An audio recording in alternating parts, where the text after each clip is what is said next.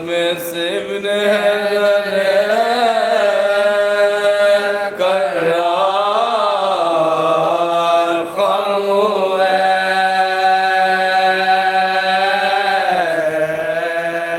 صبت رسول مارد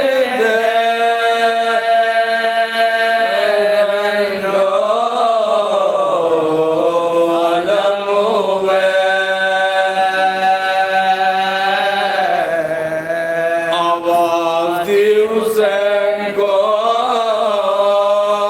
مجروح ہم ہوئے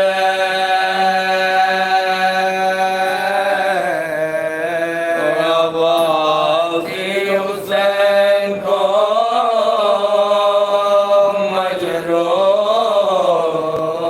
ہم ہوئے آواز دی حسین کو مجروح ہم ہوئے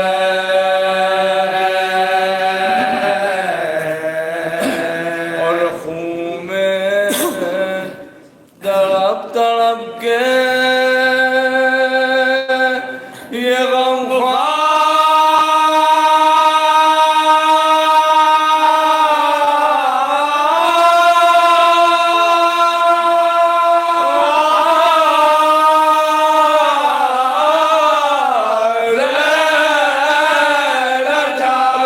فکر ہے کہ حسرت دیدار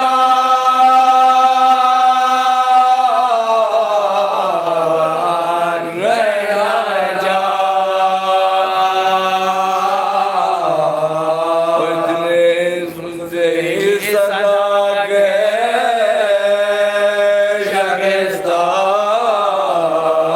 ہوئے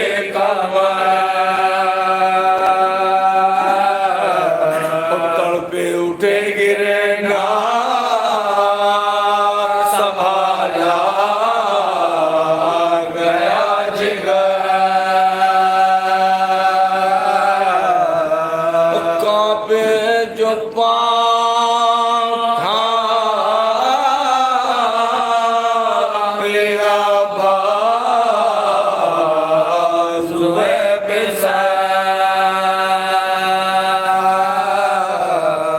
چلاتے تھے گوھر اکبر چلے کدھر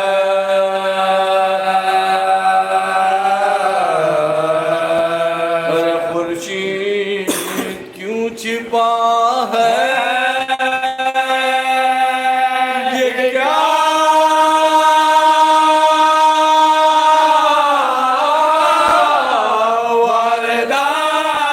واردات ہے اور کچھ سوچتا نہیں ہمیں دل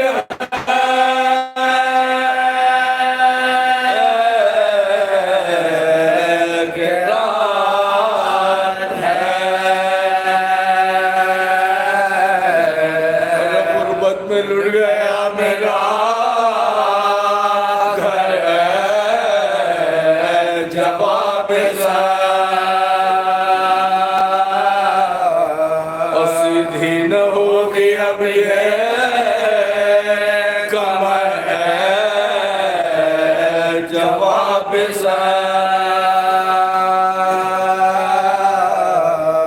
تازہ ہے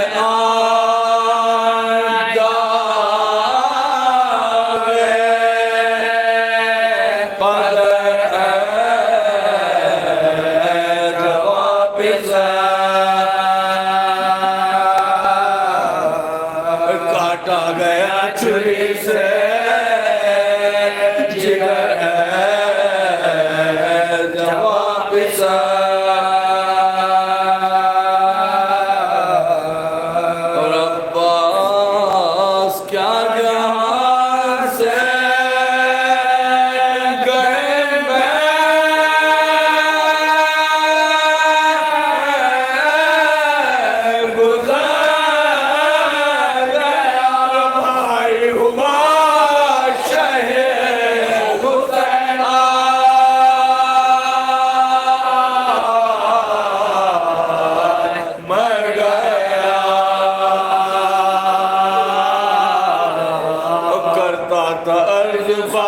کو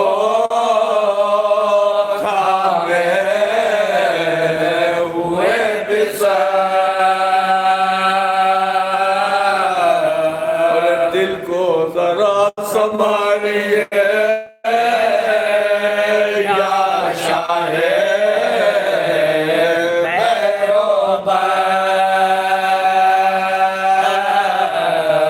زندہ بھی ہے حضرت عباس نام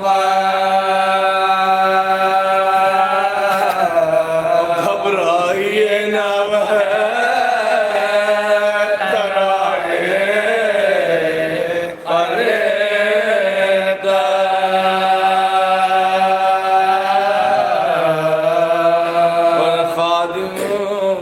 اٹھائے گا جسد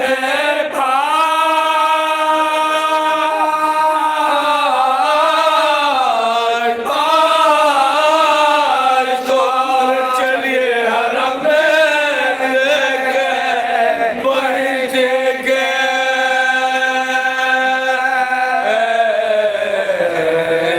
لاش کو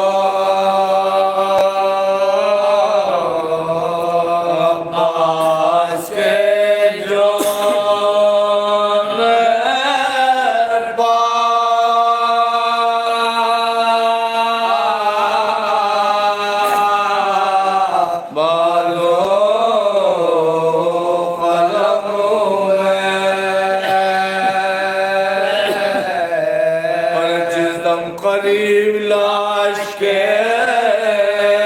لائے حسین کو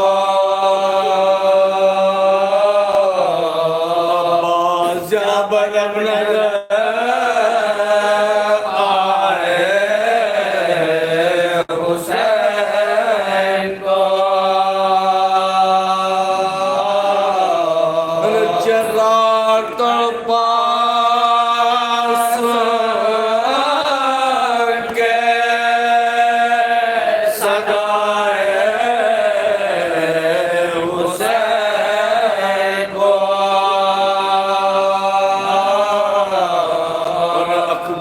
ہاتھ اٹھا کے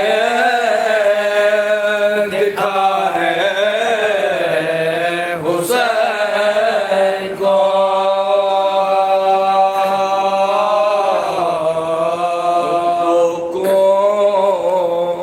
غم کے دل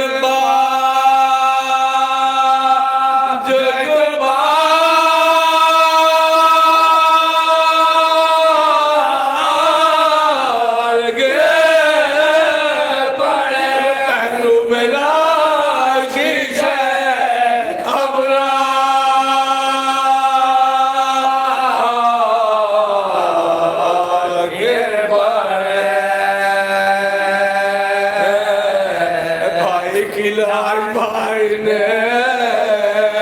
دیکھے جو خون میں تھا عمدہ یہ دل کے منہ کے قریب آ گیا جگر بولے یہ آنکھیں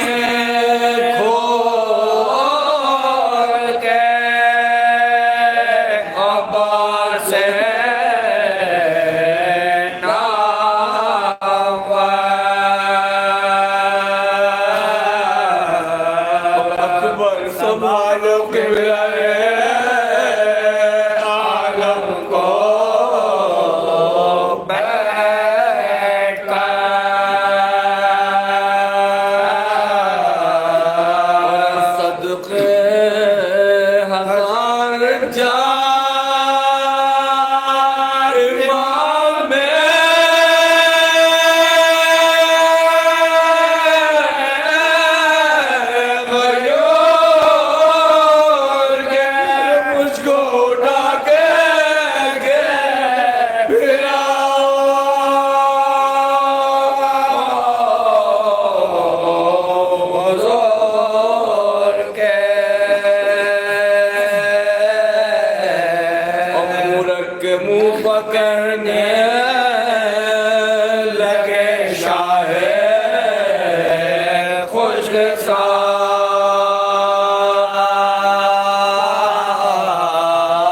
عباس ان کو نظام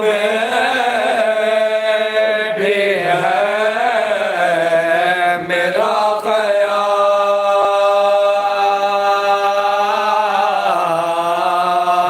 میرے غم کا اپنے دل کا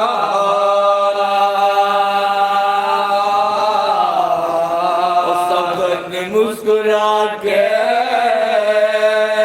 کہا شکر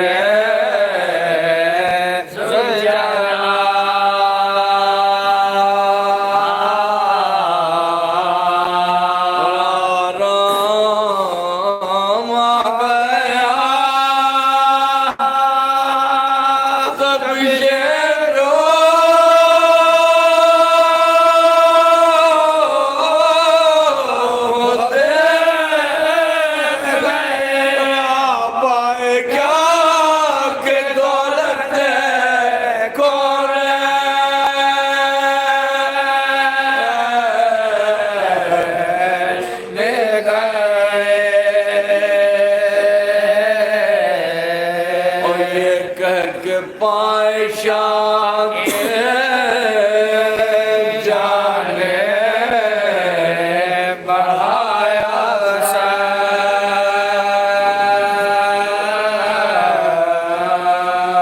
کانپے لہو بھری ہوئی آنکھوں کو کھول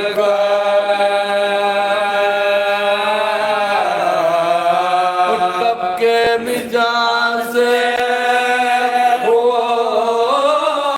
ان کے خطرے ادھر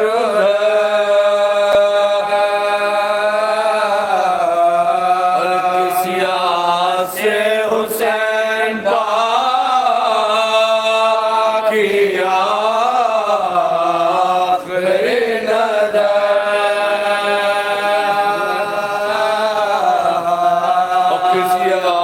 سے حسین باقی آخری نظر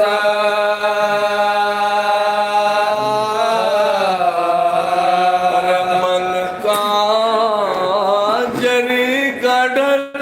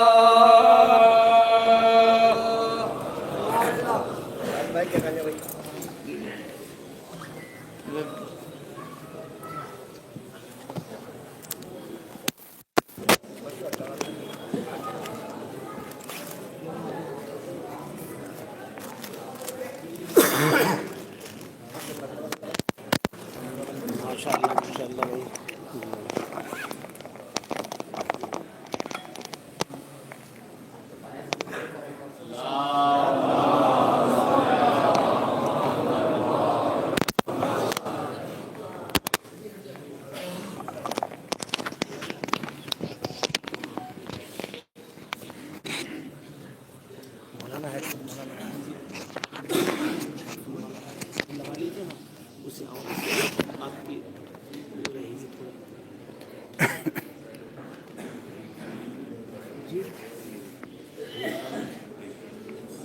اس کا عادی نہیں ہوں، مانوس نہیں ہوں۔ فاتحہ۔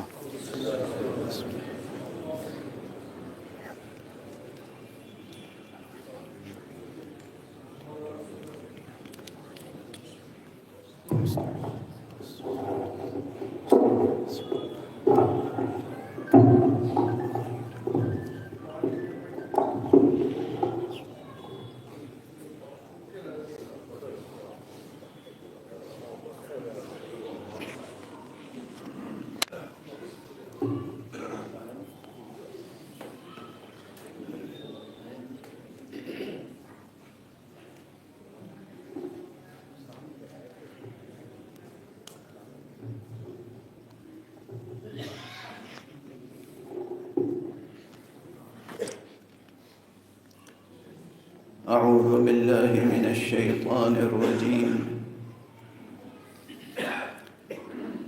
بسم اللہ الرحمن الرحیم، الحمد للہ رب العالمین، والصلاة والسلام على اشرف الخلائق اجمعین، سیدنا و سید الاولین والآخرین، حبیبنا و حبیب الہ العالمین، امام المرسلین و خاتم النبیین، ابی القاسم المصطفى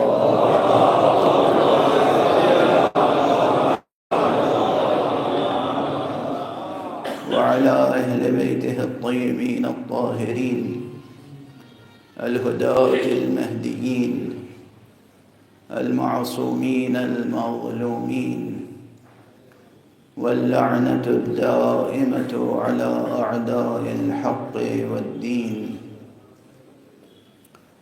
أما بعد، فقد قال الله تعالى عز اسمه في محكم كتابه ومتقن خطابه، بسم الله الرحمن الرحيم، إن الذين آمنوا وعملوا الصالحات سيجعل لهم الرحمن ودا، صدق الله العلي العظيم.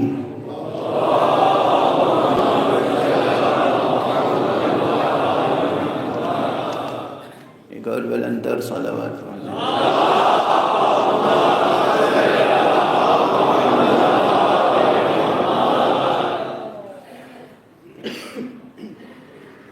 قرآن حکیم کا ہر مقام سخن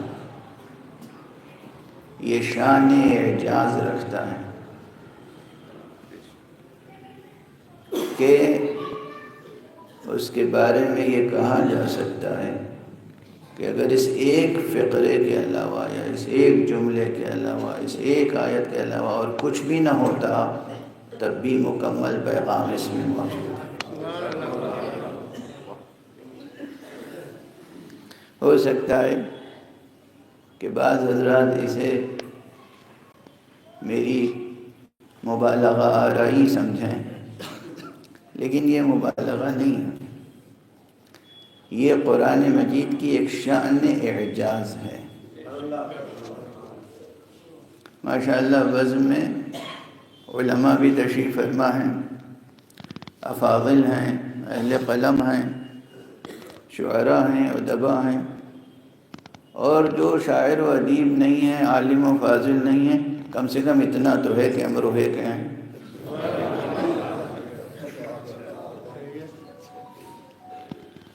امروہہ ماشاءاللہ سخن پرور شہر ہے۔ امروہہ اور سادات امروہہ مجھے بھی ان پر ناز ہے۔ میں امروہے کا نہیں ہوں مگر سید تو ہوں نا۔ تو دنیا میں کہیں بھی کوئی مسلمان، کہیں بھی کوئی مومن، کہیں بھی کوئی سید، کہیں بھی کوئی آل رسول و ذریت حضرت زہرا سے ہونے والا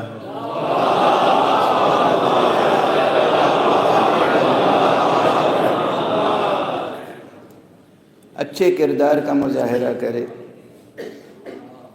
اچھی حیثیت کا مظاہرہ کرے، اچھا نقش زندگی ثبت کرے تو خوشی ہوتی ہے۔ کہیں کوئی بھی ہو، دنیا کے کسی حصے میں کوئی بھی، یہ میری کیفیت ہے، کسی مسلمان کے بارے میں سنوں کہ اس نے یہ ایک اچھا کام کیا ہے، دل خوش ہو جاتا ہے۔ کسی مومن اور شیعہ کے بارے میں سنوں کہ اس نے یہ ایک اچھا کام کیا ہے، کہیں بھی ہو، میں جانتا ہوں نہیں جانتا ہوں، وہ عرب ہے، عجم ہے، کچھ بھی ہے، اگر شیعہ اہل بیت ہے اور اچھا کام کیا اور نیک نامی حاصل کی، دل خوش ہو جاتا ہے۔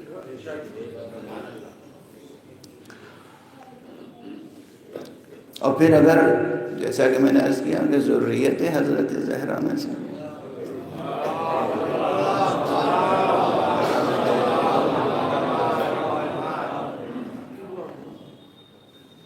تو پھر دل کی کیفیت کچھ اور ہوتی ہے۔ تو یہ حقیقت ہے کہ تاریخ کے نشیب و فراز سے ہر شہر اور ہر معاشرہ گزرا ہے، امروہہ بھی گزرا ہے۔ یہ میں نے اپنے ایک مضمون میں لکھا بھی ہے، غلام حیدر صاحب کے بارے میں میرا ایک بہت تفصیلی طویل مضمون ہے، اس میں نے امروہہ کے تعلق کے خاص طور پہ لکھا ہے کہ یہاں کے سادات نے جس طرح فقر و فاقے اور غربت کے دور میں بھی، مصیبتوں و مشکلات کے دور میں بھی عزت سادات کو جس طرح قائم رکھا ہے، وہ ایک تاریخی کارنامہ ہے۔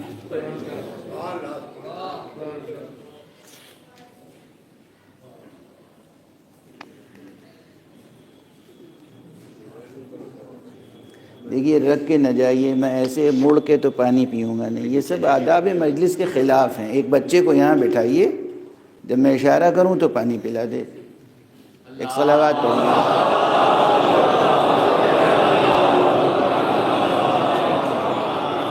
ایک اور صلوات پڑھ دیجیے۔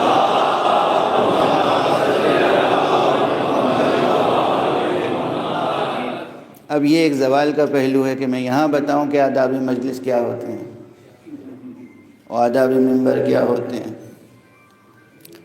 سہل انگاری کی بھی کوئی حد ہوتی ہے۔ امروہہ کی تاریخ بہت شاندار تاریخ ہے، اس میں میں کیا عرض کروں گا۔ اللہ سلامت رکھے ہمارے برادر عزیز و مکرم محقق عزیز القدر حجت الاسلام مولانا شہباز نقوی صاحب خوب کام کر رہے ہیں، لیکن ابھی تک کوئی ایک ایسی تاریخ امروہہ نہیں لکھی گئی کتاب۔ کئی چھوٹے چھوٹے کام ہیں، ایک ایسی کتاب آنی چاہیے جو جامع و مانع تہذیبی تاریخ ہو اس شہر کی، جس کا ایک نمونہ مثلا، وہ بھی مثالی نمونہ نہیں ہے، ابتدائی نمونہ ہے۔ جیسے لکھنؤ کی تاریخ مولانا آغا مہدی صاحب قبلہ نے تاریخ لکھنؤ لکھی ہے، اسی طرح سے ایک تاریخ امروہہ ہونی چاہیے کہ جس میں یہاں کی تہذیبی تاریخ محفوظ ہو جائے۔ بہرحال تو وہ جو جملہ تھا میرا، وہ اس پس منظر میں تھا کہ جو مجمع میں عالم نہیں ہے، فاضل نہیں ہے، ادیب نہیں ہے، اہل قلم نہیں، کم سے کم اتنا تو ہے کہ امروہے کا ہے۔ تو اگر وہ اپنی تہذیب سے جڑا ہوا ہے تو میری اس بات کو سمجھے گا کہ قرآن مجید سے مانوس ہونے کے لیے، قرآن مجید کو سمجھنے کے لیے، جہاں اور بہت سی شرطیں ہیں، مثلا پہلی شرط تو یہی ہے کہ انسان مؤمن ہو۔ پہلی شرط یہ، پہلی اور آخری شرط یہ کہ انسان مومن ہو، دل میں مستحکم ایمان ہو۔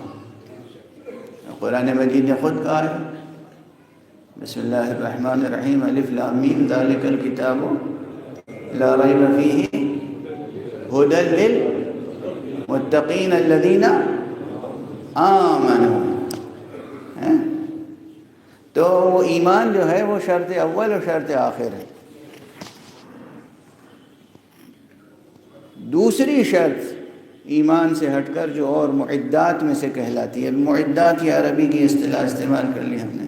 یہاں جو انسان کے دل کو ذہن کو آمادہ کرتی ہیں جو چیزیں کسی چیز کے قبول کرنے کے لیے, کسی چیز کے جذب کرنے کے لیے. دیکھیے جیسے آپ کشاورزی کرتے ہیں, کھیتی باغبانی باغ لگاتے ہیں, کاشتکاری کرتے ہیں, تو یوں ہی تو نہیں بیج چھڑک کے چلے جاتے زمین پر. بھئی زمین کو آمادہ کرتے ہیں, زمین کو آمادہ کرتے ہیں اور اس کے بعد پھر تخم ریزی کرتے ہیں اور پھر سینچائی کرتے ہیں. جتنی روشنی اور جتنے پانی کی ضرورت ہے وہ فراہم کرتے ہیں. اسی طرح زمین دل کو آمادہ کرنے کے لیے, زمین دل کو آمادہ کرنے کے لیے کہ قرآن حکیم نے جو حکمت کی تخم ریزی کی ہے, جو ہدایت کی تخم ریزی کی ہے, جو معرفت کی تخم ریزی کی ہے, وہ تخم ہدایت, تخم حکمت, تخم معرفت زمین دل میں جڑ پیدا کرنی ہے. وہ اصل وہاں وجود میں آ جائے, جڑ پکڑ لے. اس کے لیے بہت سی چیزیں چاہیے. کچھ ابتدائی چیزیں چاہیے جن میں سے ایک ہے ذوق ادب. ذوق ادب, شعور زبان, شعور زبان, ذوق ادب پہلی شرط ہے. اور یہی سبب ہے کہ غالباً شریف رضی نے نہج البلاغہ تالیف کر کے دلوں اور دماغوں کو قرآن کے لیے آمادہ کرنے کی ایک سعی کی. ایک صلوات پڑھ دیجئے محمد.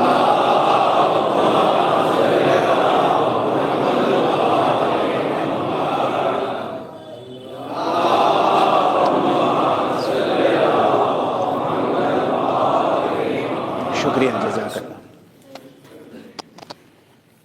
بہرحال تو جن کا ذوق ادب بیدار ہے, جو یہ سمجھتے ہیں کہ کبھی کہ جو صاحب سخن ہوتا ہے, جو مقتدر صاحب سخن ہوتا ہے, اہل سخن ہوتا ہے, جو خلاق ہوتا ہے, وہ چھوٹے چھوٹے فقروں میں معانی کا سمندر سمو سکتا ہے.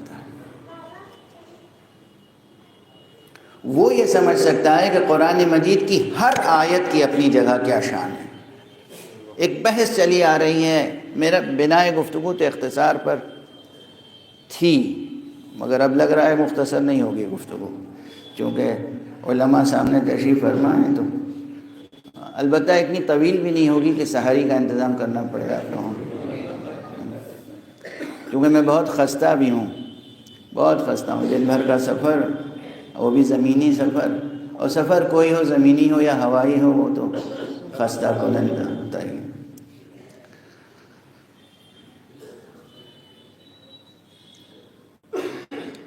قرآن مجید معجزہ ہے, یہ تو سب مانتے ہیں, پوری دنیا.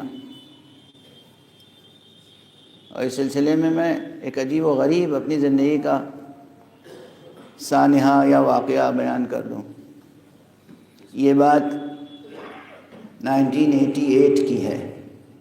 میں مونٹریال میں تھا, کینیڈا میں. مونٹریال میں ایک میکگل یونیورسٹی ہے. میکگل یونیورسٹی میں ایک صاحب تھے, ڈاکٹر پرویز حیات. وہ تشریف لائے اور انہوں نے مجھے خصوصی دعوت دی کہ آج میں چاہتا ہوں آپ یونیورسٹی میں آئیں, ڈپارٹمنٹ آف اسلامک اسٹڈیز میں. میں نے کہا کیا خصوصیت ہے؟ کہا آج ایک یہودی پروفیسر لیکچر دینے والا ہے اس عنوان پر کہ قرآن معجزہ ہے.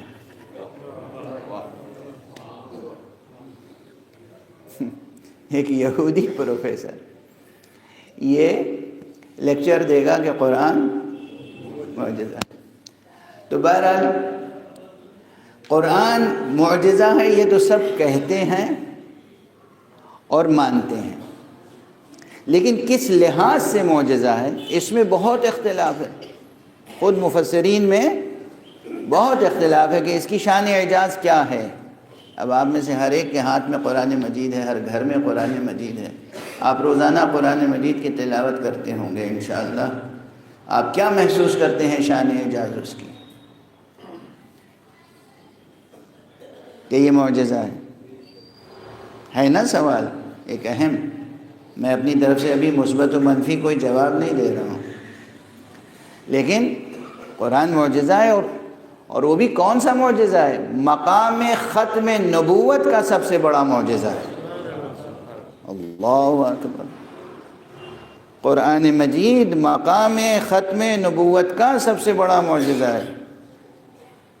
یعنی آدم علیہ السلام علی نبینا و علیہ السلام سے لے کر اور حضرت عیسیٰ علی نبینا و علیہ السلام تک جتنے انبیاء آئے، ان کی شان اعجاز نگاہ میں رہے، ان کے معجزے نگاہ میں رہیں، اور پھر مقام ختم نبوت کی عظمت نگاہ میں رہے، اور پھر اس اسٹیٹمنٹ پہ انسان غور کرے کہ قرآن مجید مقام ختم نبوت کا سب سے بڑا معجزہ ہے۔ تو یہ بات فکر انگیز ہے یا نہیں؟ سوچنے سے تعلق رکھتی ہے۔ بہرحال اب اس موضوع کو یہیں آپ حضرات کی سوچ بیدار کر کے آگے بڑھ جاؤں۔ جواب دینے کے لیے تو پورا سیمینار چاہیے۔ یہ جتنے بھی اقوال اس ضمن میں پیش کیے گئے کہ قرآن اس لحاظ سے معجزہ ہے اور اس لحاظ سے معجزہ ہے اور اس لحاظ سے معجزہ ہے، جتنے اقوال ہیں ان میں سے ایک شان اعجاز یہ فقیر عرض کر رہا ہے کہ یہ بھی ایک شان اعجاز ہے کہ کہیں سے بھی قرآن مجید کی تلاوت کیجیے۔ دو باتیں عرض کروں گا اور دونوں حقیقی اور واقعی ہیں، البتہ ایک آپ کے ذوق مجلسی سے زیادہ ہم آہنگ ہے۔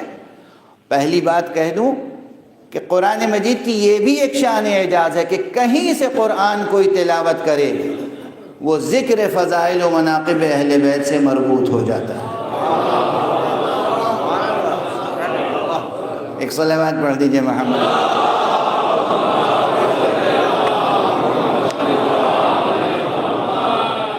چیلنج ہے، واقعاً چیلنج ہے میرا، کہیں سے کوئی شخص قرآن مجید کی تلاوت کرے، اور اس میں کئی مناظرے ہو چکے ہیں میرے، اپنوں سے بھی اور غیروں سے بھی۔ وہ کہتے ہیں جناب آپ کیسے کہہ دیتے ہیں کہ قرآن مجید جو ہے کہیں سے پڑھیے اور فضائل و مناقب اہل بیت سے مربوط ہو جاتی ہے گفتگو۔ اپنوں میں بھی ایسے ہیں جو اس بات کو کافی دشواری سے قبول کرتے ہیں۔ اب اس سے زیادہ کیا عرض کروں۔ بہرحال کئی مناظرے ہوئے اور اس فقیر نے جواب دیے۔ اب آپ کے سامنے صرف اسٹیٹمنٹ دے کے آگے بڑھ رہا ہوں کہ یقین رکھیے کہیں سے قرآن مجید کی کوئی آیت کوئی تلاوت کرے وہ ذکر فضائل و مناقب و سیرت محمد و آل محمد سے مربوط ہے۔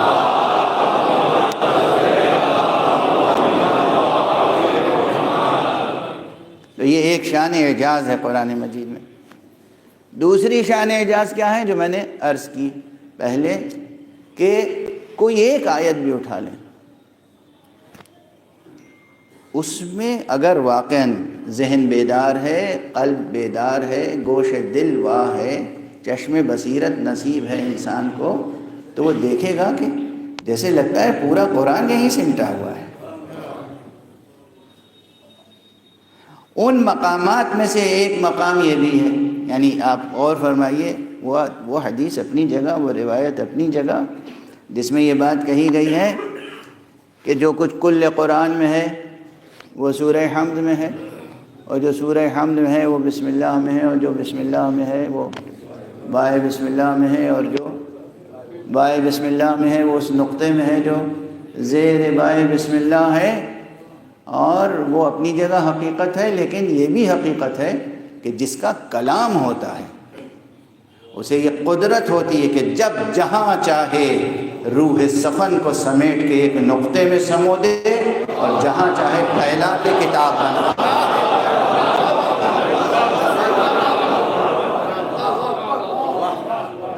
غیر میں یہ خصوصیت نہیں ہو سکتی، غیر میں یہ خصوصیت، جو خلاق نہیں ہے، جس کے اندر تخلیقی ذوق نہیں ہے، جس کے اندر زبان پر اور ادب پر اور اصول بلاغت پر قدرت نہیں ہے، اس کی بات نہیں ہے، لیکن جس کے پاس قدرت ہے، اور یہ کلام تو اس کا ہے کہ جہاں نامتناہی قدرت ہے،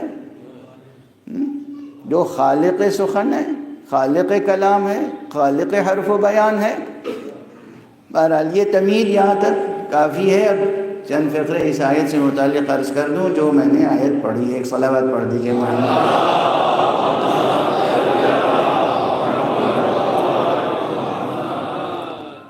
اس آیت میں جو اپیل ہے وہ ہر ذہن سے ہے، ہر انسان سے ہے، سمجھیے۔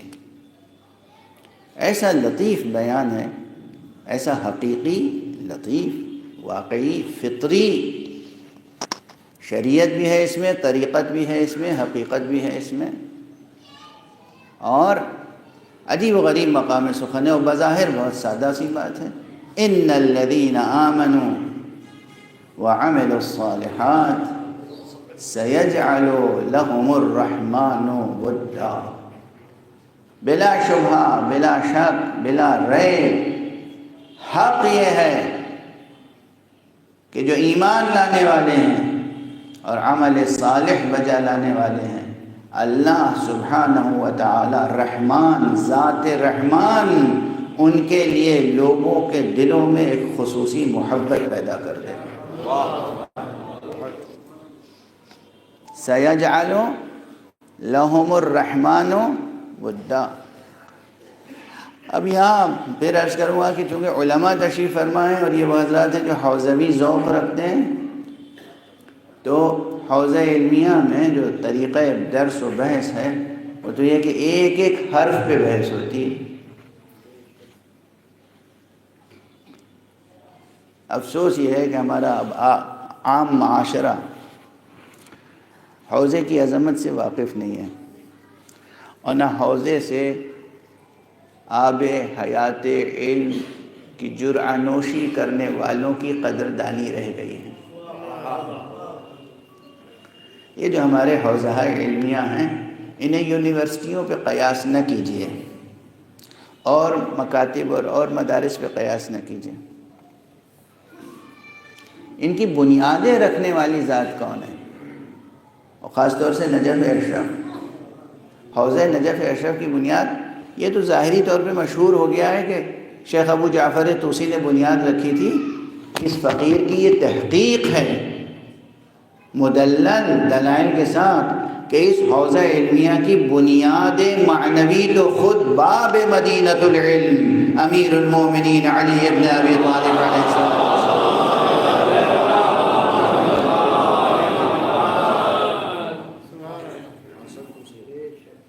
خدا کی قسم، خود آقا نے بنیاد رکھ دی تھی اس کی۔ تو وہاں جو میراث ہے، میراث علوم نبوت، میراث علوم ولایت، میراث علوم قرآن، میراث علوم نہج البلاغہ، وہاں جو طرز تدریس ہے اس میں اتنی کریٹیوٹی ہے، اتنی جامعیت ہے، اتنی تہداری ہے، اتنے ڈائمنشنز ہیں کہ عام حضرات کا پرسیپشن آسانی سے اسے احاطہ نہیں کر سکتا۔ کوئی مبالغہ نہیں ہے، یعنی جب ہم کسی کو کہتے ہیں وہ عالم وقت ہیں، وہ مرجع ہیں، تو لوگ سمجھتے ہیں کہ جیسے مولویوں کو دیکھتے رہتے ہیں، سمجھتے ہیں ایسے ہی وہ بھی مولوی صاحب ہوں گے، اور پھر ان کی شان میں گستاخیاں کرتے ہیں اور کمزور باتیں کرتے ہیں۔ اب میں مثال عرض کر رہا ہوں کہ یہ حوزے کی جو تعلیم ہے، ایک ایک حرف پہ بحث ہوتی ہے۔ اچھا، اس پہ یاد آ گیا، پہلے سے ارادہ نہیں تھا لیکن یاد آ گئی ایک بات تو عرض کر دوں، اور اس میں ایک بڑا پیغام بھی ہے۔ عموماً اب ہمارا معاشرہ عربی زبان کی طرف سے بے توجہ ہو گیا ہے. ہمارے پرانے گھرانوں میں جب ناظرہ قرآن پڑھنا بچہ سیکھ لیتا ہے تو کہتے ہیں ہمارے بچے نے عربی پڑھ لی، حالانکہ وہ عربی زبان تو سیکھی ہی نہیں، اس نے زبان تو نہیں سیکھی، عربی اسے نہیں آئی، اس نے حروف ملا ملا کے لفظوں کا تلفظ کرنا سیکھ لیا. بے سین میم لکھا ہوا ہے تو بسم پڑھ لیا اس نے، نہ اس کے معنی جانتا ہے اور نہ مفہوم، نہ منطوق، نہ دلالات، نہ معنی کی تہیں، کچھ نہیں. اچھا ایک لفظ نہ عربی بول سکتا ہے، نہ لکھ سکتا ہے، نہ سمجھ سکتا ہے، اور بڑی شان سے کہتے ہیں مولانا ہمارے بچے نے عربی پڑھ لی، عربی ختم ہو گئی اس کی، یعنی گویا منتہی بھی ہو گیا، منتہی ہو گیا. ان کیا غفلتیں ہیں. اگر آپ ان غفلتوں کی طرف متوجہ و ملتفت نہیں ہوں گے، متنبہ نہیں ہوں گے، تو یہ زوال کا جو سلسلہ ہے یہ ٹھہرنے والا نہیں ہے. اب آج میں ایک بات عرض کر رہا ہوں اور اسے بزرگ بھی سنیں، مرد بھی سنیں، اور اگر خواتین تک آواز پہنچ رہی ہے تو وہ بھی سنیں، اور جوان اور بچے خاص طور سے سنیں. دیکھیے عربی زبان کو بحیثیت زبان سیکھیں. ہر فرد ہمارے معاشرے کا ایسا ہونا چاہیے جو عربی زبان سے واقف ہو. اگر آپ یہ تحریک شروع کریں اور اس طرف توجہ کریں تو اس کے فائدے میں عرض کر دوں. فوائد دنیاوی بھی ہیں، اس دنیا کے فائدے بھی ہیں، اور اخروی تو ہیں. اس دنیا کے فائدے کیا ہیں پہلے وہ بتا دوں تاکہ دلچسپی پیدا ہو جائے، کیونکہ توجہ تو دنیا ہی کی طرف زیادہ ہے. دیکھیے بڑی یونیورسٹیز میں اور یہ اکیڈمیز میں اور یہ جو تعلیمی کاروبار کے مراکز ہیں، بری تو نہیں لگی بات بھئی، وہ زمانہ گیا جب تعلیم عبادت تھی، اب تو تعلیم تجارت ہے. تقریباً ہر شعبہ ایسا ہی ہے. پہلے طبابت لوگ کرتے تھے، طبیب، انہیں مریض سے دلچسپی ہوتی تھی اور عبادت کی طرح وہ علاج کرتے تھے. اب طبیب، انہیں مریض سے دلچسپی نہیں ہے، مرض سے دلچسپی ہے. اور اب معاشرے کے اور جو پہلو ہیں میں کیا عرض کروں. ایک جملہ کہیں میری زبان سے نکل گیا تھا، آج یہاں ممبر سے کہہ رہا ہوں، ریکارڈ کر لیجئے گا.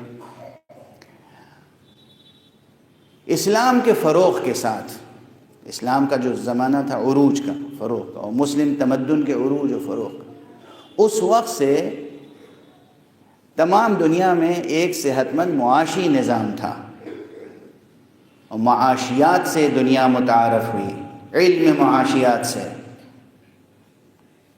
یہ مسلمانوں کی محنت تھی. اس کے بعد مغرب نے اس کو پروان چڑھایا، اور پھر وہ ایک مضبوط دور آیا صنعتی انقلاب کے بعد اور انقلاب فرانس کے بعد اور پھر انقلاب روس کے بعد، کہ جب ہم معاشیاتی فکر کے ساتھ اور معاشیاتی نظام کے ساتھ دنیا میں جی رہے تھے.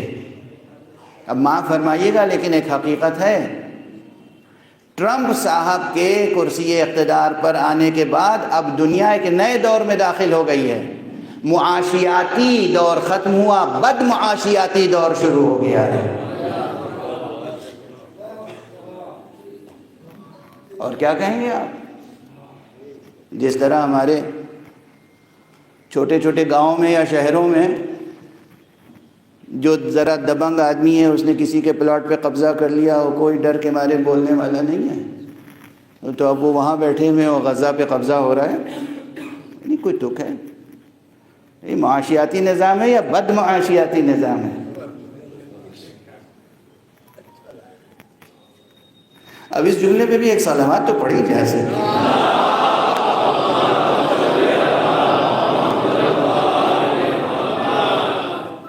کیا زوال ہے، کیا زوال ہے. انسانیت کا زوال، علوم کا زوال، اقدار کا زوال، تہذیب کا زوال. بہرحال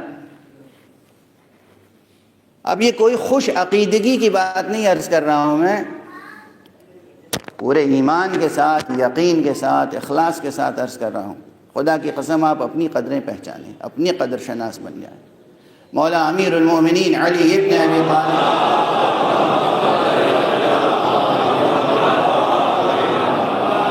علیہ الصلاۃ والسلام کا ایک چھوٹا سا فقرہ ہے، اور کیا عظیم فقرہ ہے۔ فرمایا ہلک امرؤ لم یعرف قدرہ، جو انسان خود اپنی قدر نہ پہچانے وہ ہلاک ہو جاتا ہے۔ آپ کو دنیا کی کوئی طاقت ہلاک نہیں کر سکتی، صرف یہ کمزوری ہلاک کر دے گی اگر آپ خود اپنی قدر نہ پہچانیں۔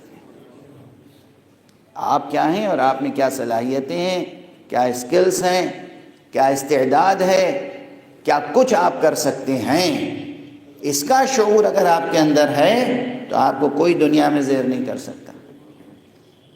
تو اس لیے خود شناسی کا باب کھلا رکھنا چاہیے ہمیشہ۔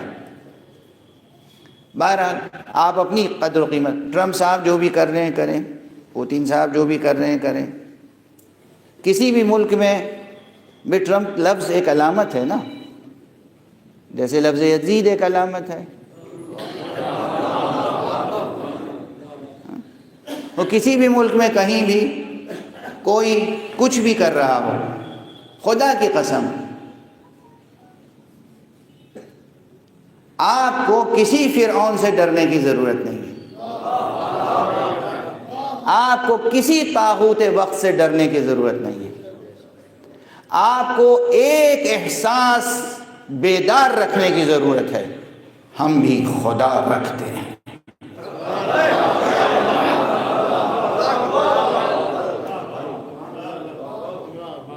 یہ احساس بالیدہ رہے اور بیدار، ہم خدا رکھتے ہیں،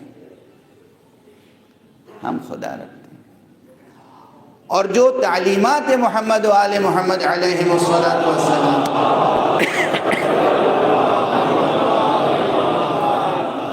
یہ پیش نظر رہیں۔ تو اب میں عربی کے تعلق سے کچھ عرض کر رہا تھا، وہ جلدی سے کہہ کے آگے بڑھ جاؤں۔ عربی زبان انتہائی پربرکت زبان ہے، پربرکت، ہر لحاظ سے پربرکت۔ یہ یوں ہی تو نہیں تھی بات کہ اللہ سبحانہ و تعالیٰ نے قیامت تک کے لیے پورے عالم انسانی کے لیے جو پیغام بھیجا وہ عربی زبان میں بھیجا۔ اللہ ہے، اللہ کو تو اچھی طرح معلوم ہے، جو ہمیں سمجھاتے ہیں لوگ، ارے مولانا صاحب اب تو عالمی زبان انگریزی زبان ہے، وہ تو اللہ کو نہیں معلوم تھا کہ ایک دور آئے گا جب انگریزی زبان ہو، تو قرآن مجید انگریزی زبان میں نازل فرما دیتا، فرینچ میں نازل کر دیتا۔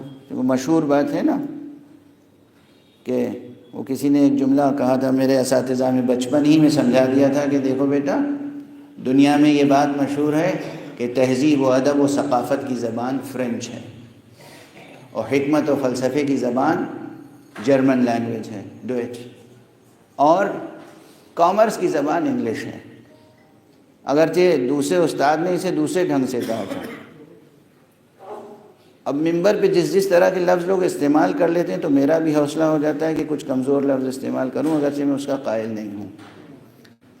تو مجھے ایک دوسرے صاحب نے کہا تھا کہ دیکھیے، فرینچ جو ہے، فرانسیسی زبان تہذیب و ادب کی زبان ہے، اور جرمن زبان حکمت و فلسفے کی زبان ہے، انگریزی تو بنیوں کی زبان ہے۔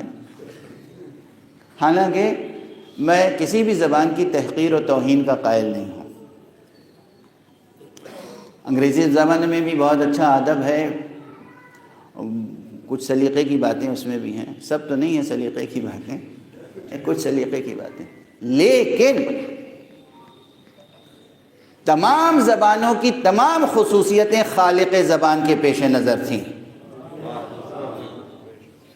چاہے وہ چینی زبان ہو، چاہے جرمنی زبان ہو، چاہے فرانسیسی زبان ہو، چاہے انگریزی زبان ہو، چاہے لاطینی زبان ہو، چاہے روسی زبان ہو، کسی بھی زبان کو قدیم و جدید آپ اٹھا لیں، پھر اس خالق کائنات نے آخری پیغام جس پہ ختم نبوت ہے، قیامت تک کے لیے وہ آخری پیغام عربی زبان میں کیوں بھیجا؟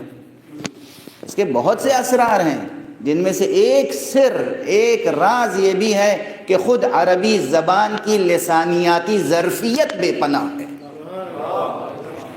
اب یہ ایک علمی اصطلاح ہے، جو لوگ اہل ادب و اہل فن ہیں وہ جانتے ہیں۔ لنگوسٹک ایفیشنسی جو ہے، جو لسانیاتی ظرفیت ہے، وہ بے پناہ ہے۔ دوسری خصوصیت، اب دیکھیے جتنی دیر میں براہ راست فضائل نہ پڑھوں اتنی دیر تک جو بیان ہوگا وہ مجلس میں حساب نہیں ہوگا۔ ایک صلوات پڑھ دیجیے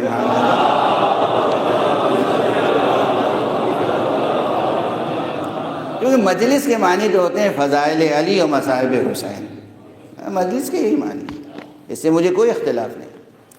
یہ تو امام کے صدقے میں جیسے ہم نے سب کچھ سیکھا، اسی طرح مجلس کے صدقے میں ہر پیغام قوم تک پہنچانا چاہیے۔ بات یہ ہے، نقطہ نظر یہ ہے، نظریہ یہ ہے، اور کچھ نہیں ہے۔ ورنہ مجلس کے معنی ہے ذکر علی اور ذکر مسائل۔ اب یہ میں صبح کی مجلس میں بھی اپنا ایک شعر سنا چکا ہوں، اس وقت بھی دہرا دوں اپنوں اور پرایوں سب کے لیے کہ مجلس عزا کیا ہے؟ ایک نماز الفت ہے۔ مجلس عزا کیا ہے؟ ایک نماز الفت ہے، ایک نماز الفت ہے۔ یا علی عزا اپنی، یا حسین اقامت ہے۔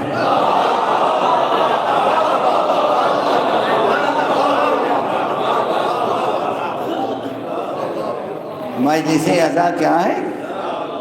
ایک نماز الفت ہے۔ یا علی عزا اپنی، یا حسین اقامت ہے۔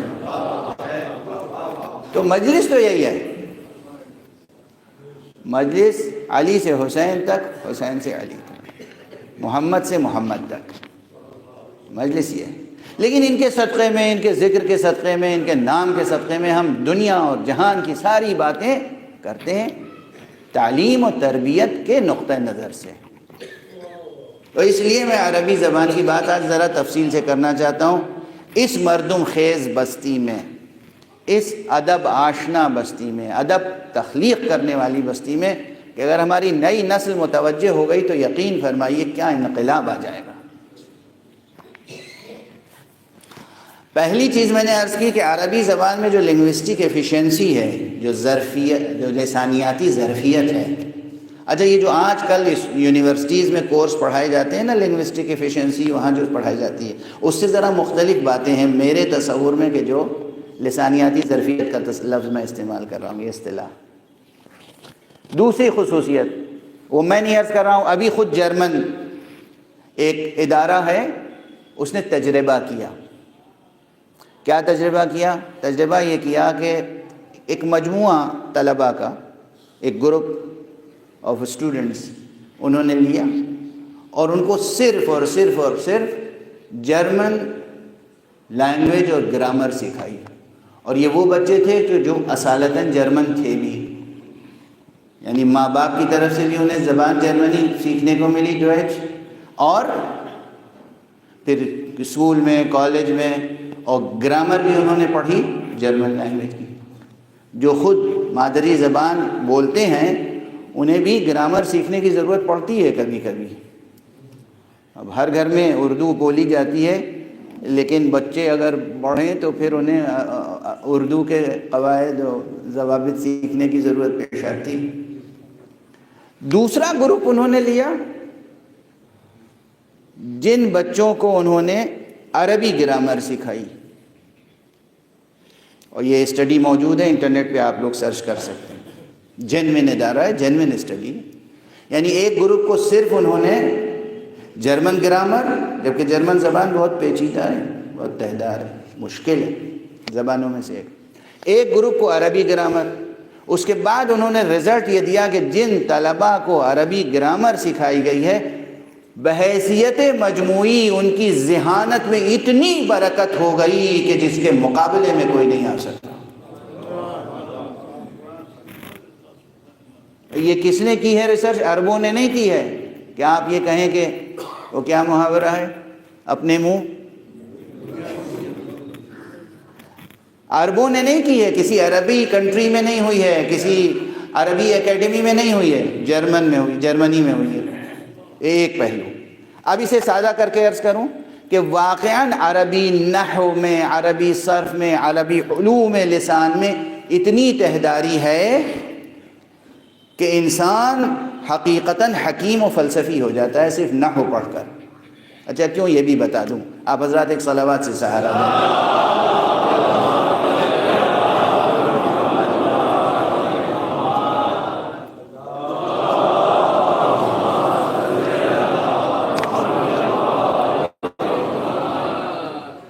یہ باتیں بہت کام آئیں گی عزیزان گرامی آپ کے، خاص طور سے جوان و بچے. عربی زبان کی یہ علماء گواہی دیں گے. عربی زبان کی یہ خصوصیت کیا ہے؟ ہم اردو بولتے ہیں، اتنی دیر سے اردو ہی تو بول رہے ہیں آپ کے سامنے. اب اردو لفظوں میں زیر زبر پیش کا کوئی بہت بڑا قانون تو نہیں ہے، عربی میں ہے. عربی میں ہر لفظ کے آخر میں جو زیر زبر پیش تبدیل ہوتا ہے اس کا قانون ہے، قانون اعراب. اچھا اب صرف یہی نہیں کہ ہر لفظ، مکمل لفظ کے آخر، مثلا اللہ، اللہ، اللہ، تو ہے کی حرکت بدلی نا. صرف یہی نہیں ہے، عربی کے کسی بھی لفظ کے ہر حرف پر یہاں زبر کیوں ہے، یہاں زیر کیوں ہے، یہاں سکون کیوں ہے، ہر چیز کی تفسیر بیان ہوئی ہے. یعنی آپ سمجھ رہے ہیں کہ اگر میں کہوں ضرب فعل تو ہمیں بتایا جاتا ہے کہ فے پہ زبر کیوں ہے، عین پہ زبر کیوں ہے، لام پہ زبر کیوں ہے. یعنی عربی زبان کی وسعت، عربی زبان میں الفاظ کا ذخیرہ، کوئی ایک لفظ بھی عربی زبان کا ایسا نہیں ہے جس کے کسی ایک حرف پر بھی انگلی رکھ کے کوئی پوچھے کہ یہاں یہ حرکت کیوں ہے اور عربی گرامر اس کا جواب نہ دے کہ کیوں ہے. اب آپ یہ غور فرمائیے کہ جس زبان میں کیوں ہے، وائی، کیوں ہے، ہر حرف اور ہر حرکت کا جواب موجود ہو، وہ ذہن کی کیسی تربیت کرے گی. یعنی اس پوری کائنات میں جاری و ساری law of cause and effect کو، ہر چیز، بھئی یہ درخت اس ملک میں اگتا ہے اس ملک میں کیوں نہیں ہوتا، یہ پھل اس ملک میں پایا جاتا ہے اس ملک میں کیوں نہیں پایا جاتا، یہ سبزی یا یہ پھل اس موسم میں ہے اس موسم میں کیوں نہیں ہے. سائنس اس سب کا جواب دیتی ہے یا نہیں؟ اسی کا نام ہے law of cause and effect, علت و معلول کا قانون. یہ علت و معلول کا قانون فلسفہ پڑھائے تو طبیعت پہ بوجھ بن جاتا ہے، سائنس بتائے تو طبیعت پہ بوجھ بن جاتا ہے.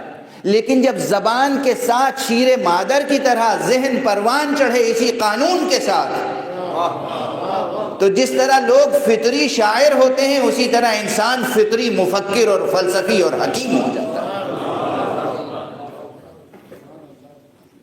اب یہ تو خالص جو تھی دو وجہیں میں نے بتائی آپ کو علمی، کہ عربی زبان کی فضیلت کیا ہے.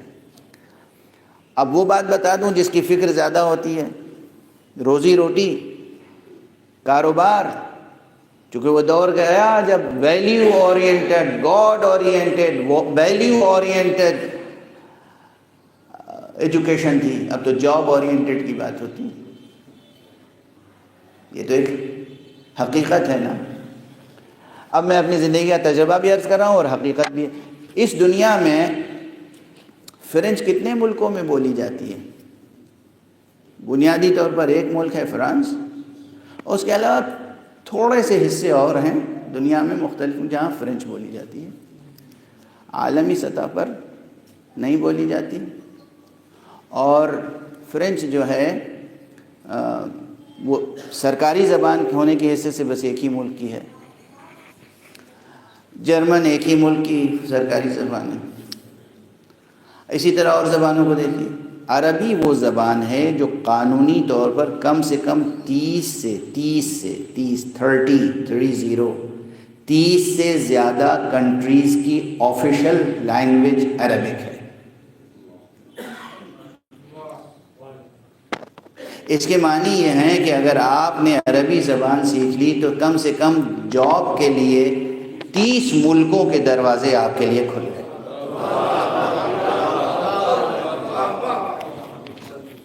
لیکن جب تک میں معنوی اہمیت بتا رہا تھا اتنی زوردار بات نہیں ہوئی تھی۔ اب ذرا اتنی زوردار صلوات بھیج دیجیے۔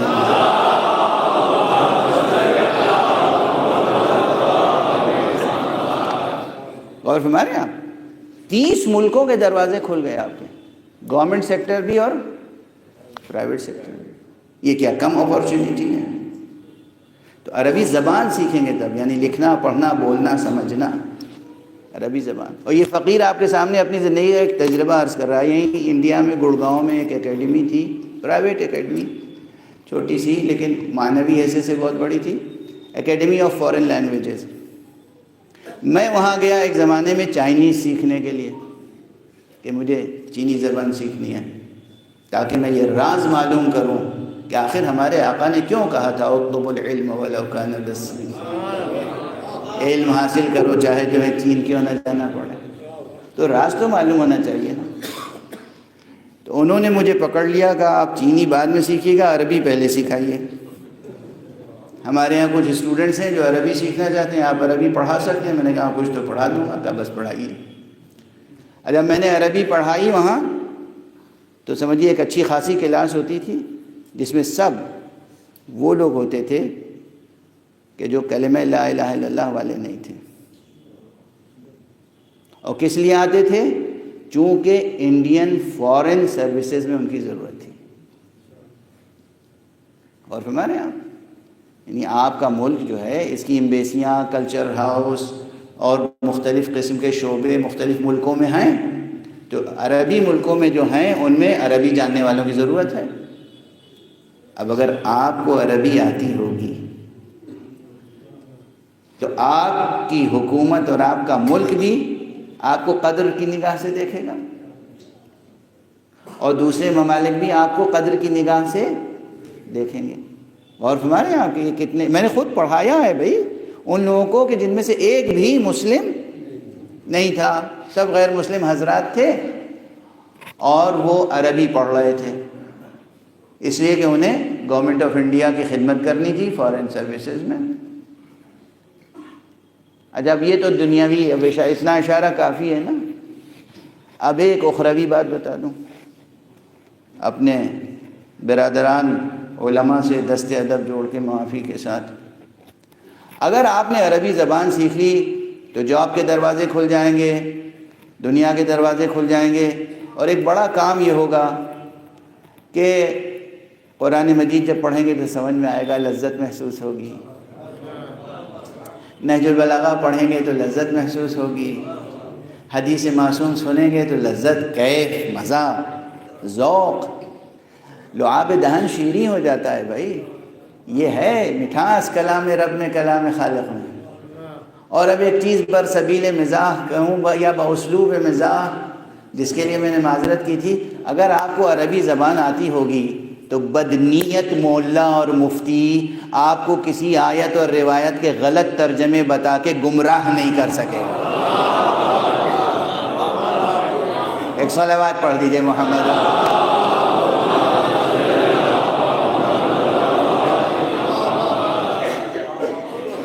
ایک اور بلندر صلوات۔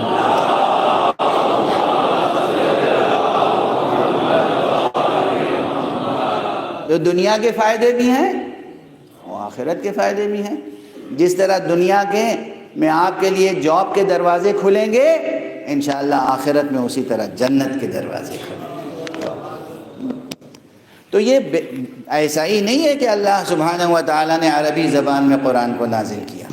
اب اگر آپ عربی زبان سیکھیں اور ذوق ادب و ذوق بلاغت و لطف کلام سمجھ سکیں تو پھر اندازہ ہوگا کہ یہ فقیر جو عرض کر رہا ہے کہ کہیں سے بھی قرآن مجید کی تلاوت کیجئے، معلوم ہوتا ہے کہ جان سخن یہی ہے۔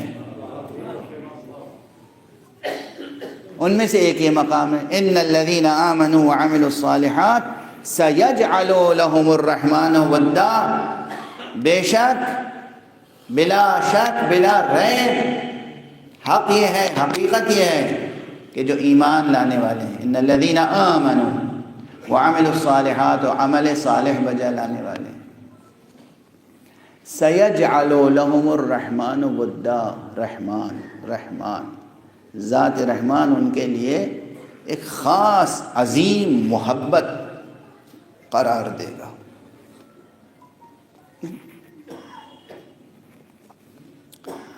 اب تیزی سے ایک جملہ کہہ کے آگے بڑھوں تاکہ مجلسی ذوق اور مجلسی تقاضا پورا ہو۔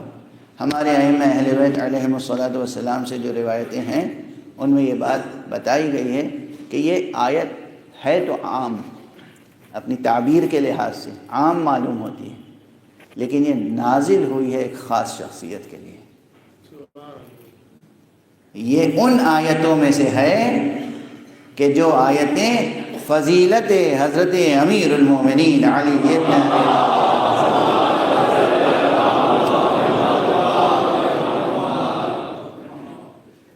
یہ خاص مولا علی کی فضیلت میں نازل ہوئی، ان کی منقبت میں نازل ہوئی، اس کا پس منظر ہے اپنی جگہ۔ لیکن میں بس اب 2-3 فقرے عرض کروں اور پھر اختتام مجلس، جو کام کی باتیں، اور یہ جملہ صبح کی مجلس میں بھی عرض کیا تھا، اس وقت بھی عرض کر رہا ہوں۔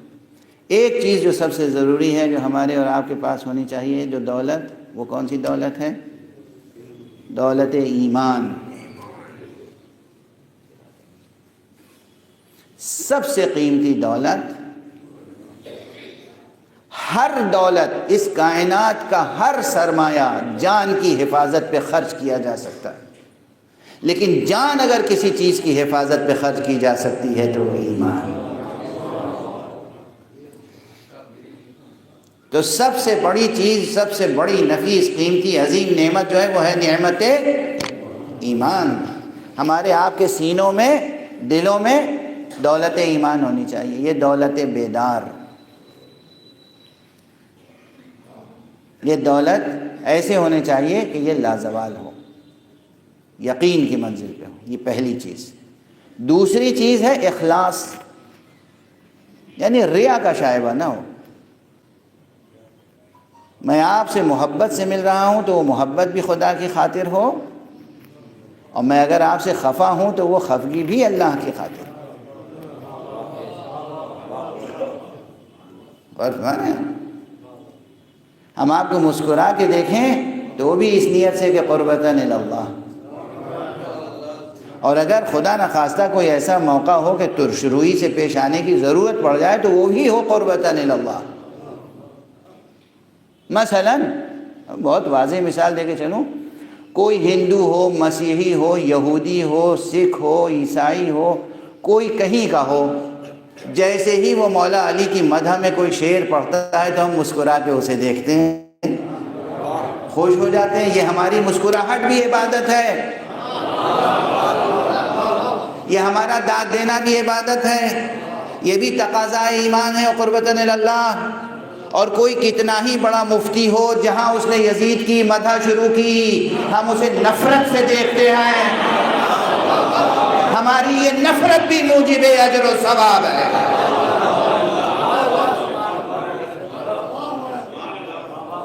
مثال دے دی میں نے آپ کے سامنے، محبت کی مثال بھی، نفرت کی مثال بھی۔ ہم تو تشروحی سے پیش آتے ہیں، نفرت سے دیکھتے ہیں، غیظ و غضب کا اظہار کرتے ہیں، اور یہ سب کس لیے ہے؟ قربتاً اللہ۔ تو یہ رویہ ہماری زندگی میں عموماً ہونا چاہیے، خاص خاص موقعوں پر نہیں، عموماً، کہ جو عمل انجام دیں ہم وہ خدا کی خاطر، یعنی خدا کی ذات سے ہمارا زندہ رشتہ ہو، لفظی نہ ہو، زندہ رشتہ ہو۔ تو پہلی چیز ہے دولت ایمان، اور دوسری چیز ہے اخلاص۔ یہی اخلاص وہ ہے کہ جو بھی کام کیا جائے اخلاص کے ساتھ، ایک جملہ عرض کر رہا ہوں، بظاہر وہ کتنا ہی ناقص ہو مگر اخلاص کے ساتھ ہوگا تو عمل صالح شمار ہوگا۔ بھئی ہماری نمازیں کیا معصوم کی نماز کے مقابلے میں؟ کیا ان کا خضوع، کیا خشوع، کیا انہماک، کیا استغراق، کیا ان کا قیام، کیا رکوع، کیا سجود، کیا ذکر، کیا تلاوت، کیا لہجہ ہے، اس سے کسی کا مل سکتا ہے؟ نہیں مل سکتا۔ تو ہماری نماز تو کبھی بھی اس معیار پہ نہیں آئے گی کہ جو عمل صالح کے درجے پہ پہنچ سکے، مگر یہ کہ اگر ہم اخلاص کے ساتھ اپنی یہ ٹوٹی پھوٹی ہوئی نماز بھی، ناقص نماز بھی اگر اخلاص کے ساتھ بجا لائیں تو اللہ اپنے لطف سے اسے عمل صالح میں شمار فرمائے۔ تو یہ دو چیزیں ہیں۔ ہم خدا کی محبت کا حق کیا ادا کریں گے اور رسول اور امام کی محبت کا کیا حق ادا کریں گے؟ آپس میں ایک دوسرے کی محبت کا حق ادا نہیں کر پاتے۔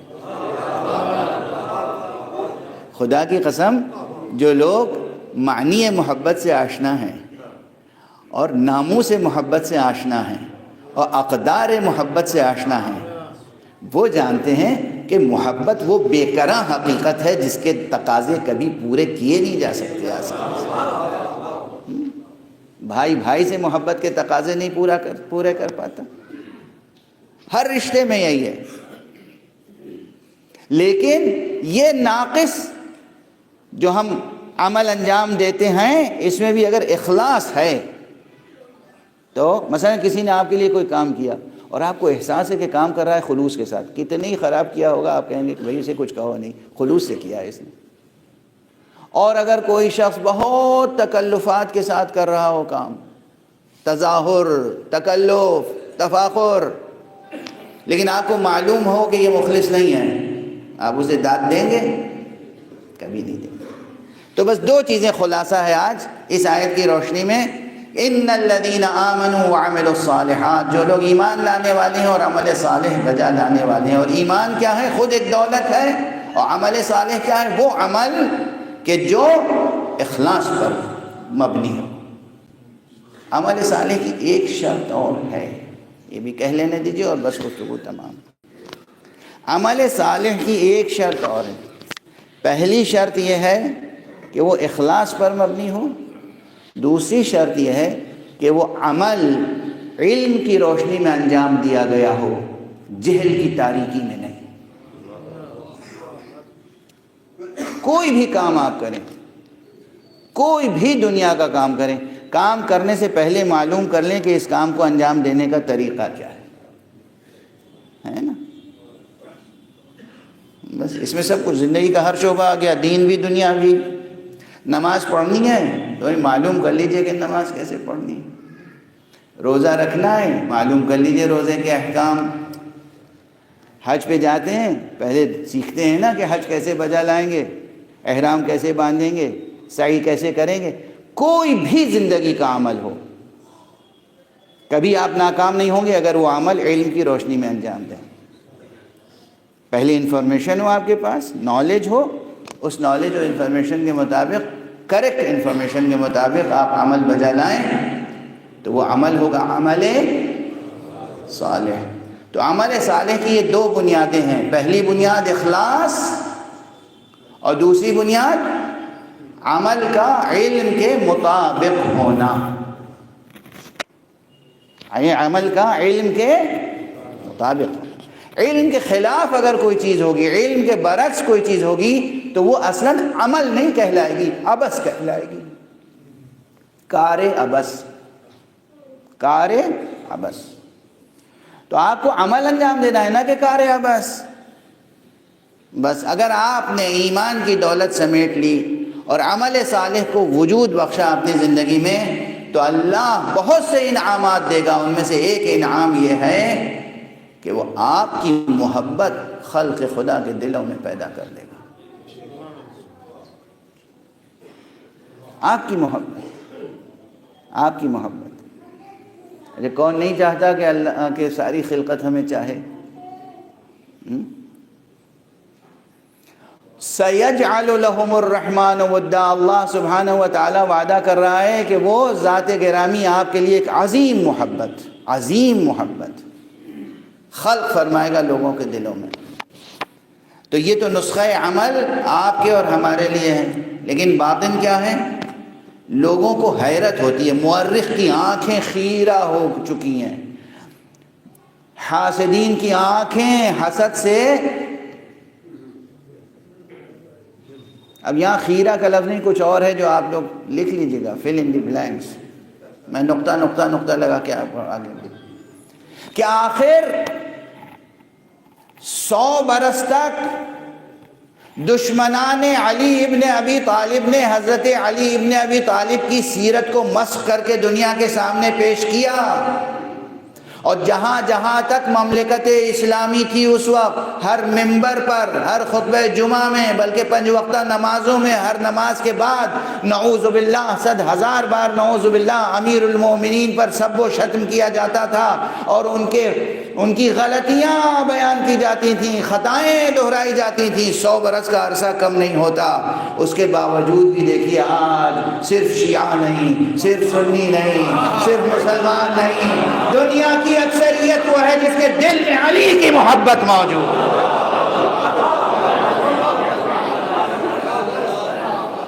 یہ ایک تاریخی مظاہرہ وہ ہے، یہ ایک تاریخی مظہر وہ ہے، یہاں لفظ مظاہرہ درست نہیں، یہ ایک تاریخی مظہر وہ ہے کہ جہاں اس آیت کی تینوں چیزیں ثابت ہوتی ہیں۔ اللہ کا وعدہ بھی ثابت ہوتا ہے کہ جو عمل صالح کرے گا اور ایمان لائے گا اسے اللہ اس کے لیے محبت خلق کرے گا، اور اتنی عظیم خلق خدا کے دلوں میں محبت دیکھ کر ہمیں یہ بھی اندازہ ہوتا ہے کہ علی کے ایمان کا درجہ کیا تھا، علی کے عمل صالح کا مرتبہ کیا تھا۔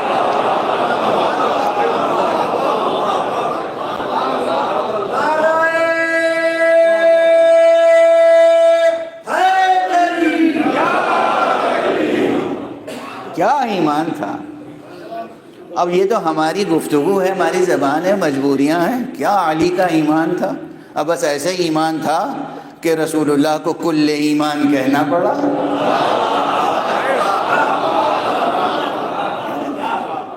کسے یاد نہیں ہے وہ فقرہ جو جنگ خندق میں ارشاد فرمایا تھا کہ برز الایمان کلہ الی الکفر کلہ، آج ایمان کل جا رہا ہے کفر کل کے مقابلے۔ تو جسے رسول اللہ ایمان کل فرما دیں، اب اس کے لیے کون سی ترازو ہے دنیا میں جو یہ تول کے بتائے کہ علی کا ایمان کیسا تھا؟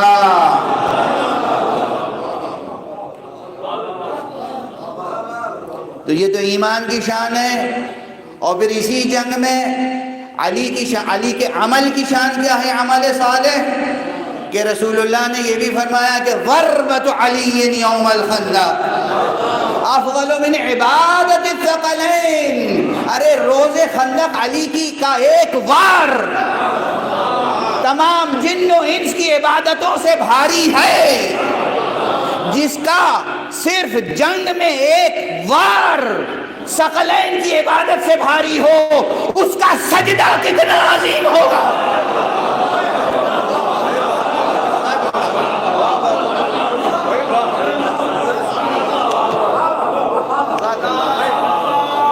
ایک صلوات پڑھ دیں محمد۔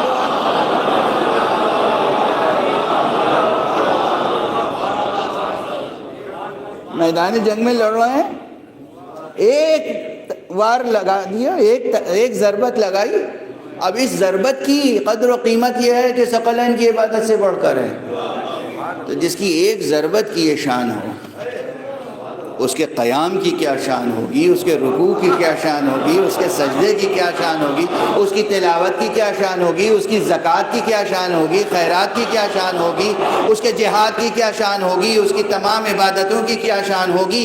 اس کے معنی یہ ہیں کہ عالم ہستی میں کوئی میزان نہیں ہے جو علی کے عمل کو وزن کر سکے۔ یہ جانے اور خدا جانے، نہ علی کے ایمان کی شان کوئی بیان کر سکتا ہے، اور نہ علی کے عمل کا مرتبہ کوئی بیان کر سکتا ہے۔ تو اسی آیت کی روشنی میں غور کرے انسان تو علی علیہ السلام کی فضیلت سامنے آتی ہے۔ یعنی اگر روایتیں نہ بھی ہوں کہ یہ آیت فضیلت علی میں ہے، تب بھی یہ آیت فضیلت علی بیان کرتی ہے، اور دوسری طرف وعدہ الہی یہیں پورا ہوتا ہوا نظر آتا ہے کہ اللہ نے کہا جو ایمان لائے گا، جو ایمان رکھے گا، جو عمل صالح بجا لائے گا، ہم اس کے لیے عظیم محبت خلق کریں گے دلوں میں۔ تو ہم دیکھ رہے ہیں کہ کوئی سکھ ہو، عیسائی ہو، یہودی ہو، سب علی علی کر رہے ہیں۔ بس یہ پیغام منتقل ہو گیا۔ آپ کو ایمان کی دولت رکھنی ہے، اخلاص اور علم کی روشنی میں عمل انجام دینا ہے، اور مودت و محبت محمد و آل محمد میں راسخ قدم رہنا ہے۔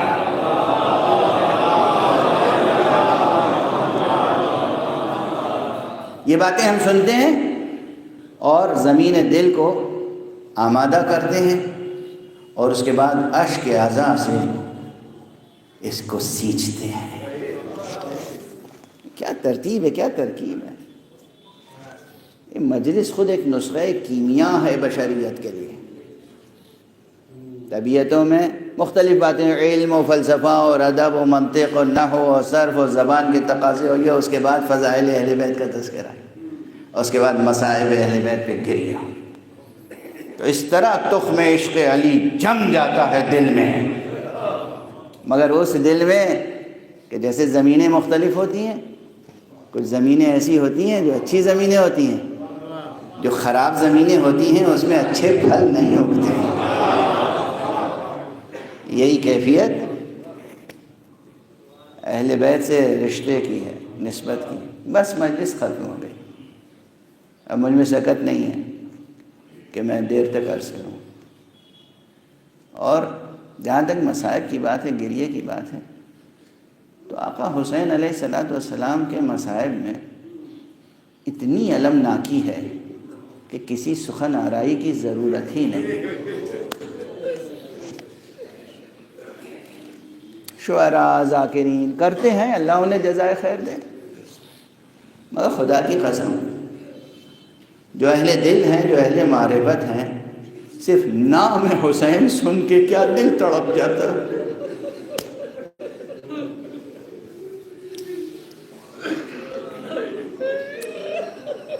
حسین کون؟ حسین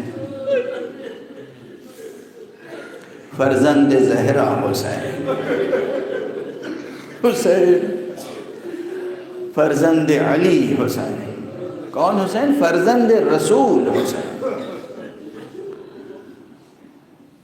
جس حسین سے رسول کو بہت محبت تھی، اس حسین کے لیے رسول نے فرمایا تھا حسین منی وعلی الحسین۔ اس حسین کے لیے رسول نے فرمایا تھا حسین سبتم من الاسباط۔ اس حسین کے لیے فرمایا تھا منبر پہ اپنی آغوش میں بٹھا کے ھذا حسین فاعرفوہ، یہ میرا حسین ہے، اسے پہچان لو۔ وہی حسین تھا جو میدان کربلا میں جس کے سینے پہ گھوڑے دوڑے گئے۔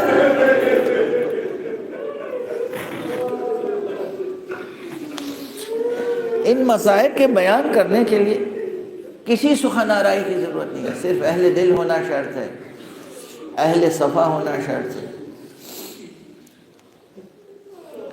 نیزوں سے پامال کیا جانا، وہ بھی آقا حسین کا، کسی اور کا نہیں۔ یہ بیان ہوتا ہے، آپ سے عرض کروں، کربلا میں 72 شہید تھے، سب کے لاشیں نہیں پامال کیے گئے۔ جب واقعہ کربلا میں سب شہید ہو گئے تو ہر قبیلے نے اپنے اپنے قبیلے سے رشتہ رکھنے والے شہید کے لاشیں کو اٹھا لیا۔ 72 شہداء میں سے ہر ایک کی لاش پامال نہیں ہوئی ہے، صرف حسین کی لاش پامال ہے۔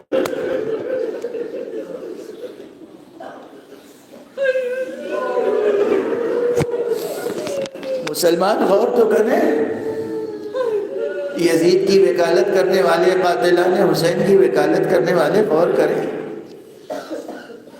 اور چند لاشیں وہ ہیں، میں کیا عرض کروں، بہت سے مسائل ہمارے بزرگ بیان نہیں کیا کرتے تھے، کیونکہ بیان کرنے کے لیے دل میں بڑی طاقت چاہیے، اور اب دور ذرا بدل گیا ہے، کچھ ایسی باتیں لوگ بیان کرتے ہیں جو واقعی حقیقی نہیں ہیں، ایسا نہ کیجیے۔ اصلی جو واقعات ہیں انہیں اگر بیان کر سکیں پورے سلیقے سے تو کر دیجیے، کافی ہے۔ چند لاشیں ہیں جو کربلا میں آقا حسین کی نگاہوں کے سامنے انہیں ٹکڑے ٹکڑے کر دیا۔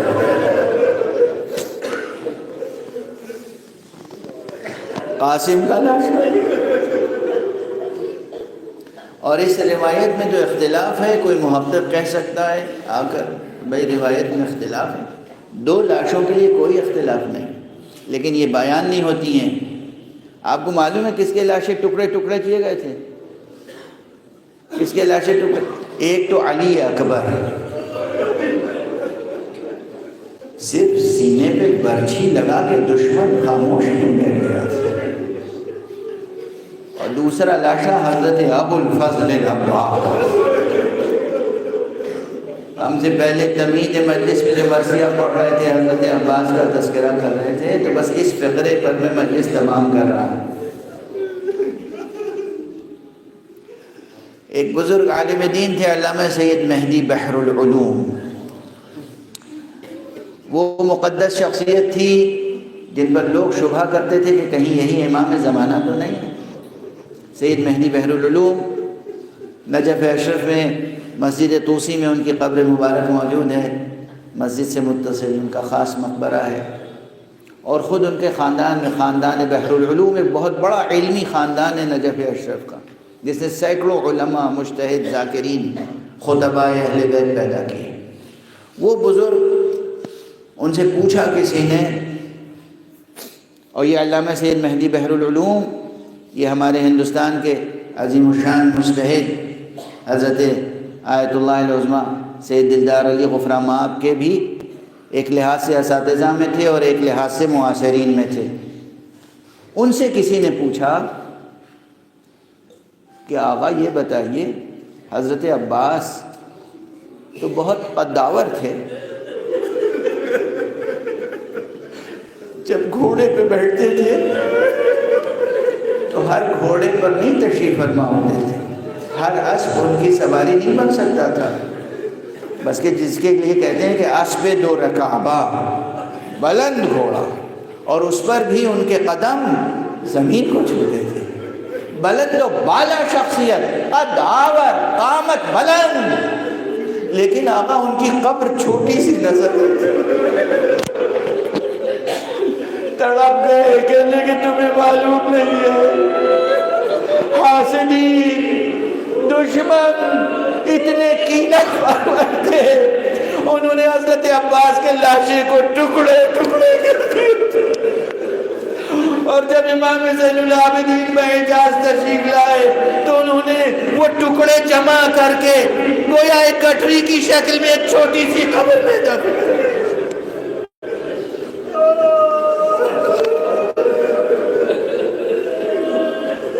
اجرکم علی اللہ، انا للہ و انا الیہ راجعون، رضا بقضائہ و تسلیما لامرہ۔ پروردگار ہمیں علوم قرآن اور معارف اہل بیت سے آشنا فرما، پروردگار ہماری اس مجلس اعظم کو قبول فرما، پروردگار جہاں تک میری آواز آ رہی ہے ان حضرات کی زندگیوں میں ذکر آل محمد کی روشنی بکھیر دیں، پروردگار مودت آل محمد کی روشنی میں ان کی زندگیاں اور ان کی ذریتیں پروان چڑھیں۔ معبود پروردگار ہمیں قرآن اور اہل بیت سے وابستہ فرما دے، ہمیں وصیت مصطفیٰ پر عمل کرنے والا بنا دے پروردگار۔ خصوصیت کے ساتھ اس بستی کے جو بزرگان تیرے جوار رحمت میں پہنچ چکے ہیں، ہماری طرف سے اس مجلس کا ثواب ان کی روحوں کو ہدیہ فرما۔ بانی اعظم، بانی مجلس کے بزرگان مرحومین، ان کے والد مرحوم اور ڈاکٹر عظیم امروہوی جن کی وفات کا مجھے بے انتہا صدمہ تھا اور ہے، اور جن کی ایصال ثواب کی مجلس کے لیے مجھے بار بار ان کے بیٹے نے اور گھر والوں نے بلانے کی کوشش کی اور میں مجبوریاں تھی نہیں آ سکا، پروفیسر منظر عباس نقوی صاحب مرحوم، اور جتنے بھی بزرگان شعر و ادب و بزرگان ایمان و عمل صالح اس بستی کے ہیں، پروردگار ان سب کی روحوں کو شاد فرما، اور حضرت ولی عصر کو اس نے ظہور عطا فرما، اور ان کے ہاتھوں سے اپنی رحمت و رافت اور عدالت کا پرچم لہرا دے۔ معبود دنیا میں امن و امان قائم فرما، اور جہاں جہاں بھی ظلم و ستم ہو رہا ہے آقا حضرت صاحب الزمان کے ہاتھوں سے اس ظلم و ستم کے نام و نشان کو مٹا دے۔ آپ حضرات سے التماس ہے کہ ایک مرتبہ سورہ حمد اور 3 مرتبہ سورہ اخلاص کی تلاوت فرما کے تمام مرحومین جن کے میں نے نام لیے ہیں اور جن کے نام نہیں لے سکا سب کی روحوں کو حصہ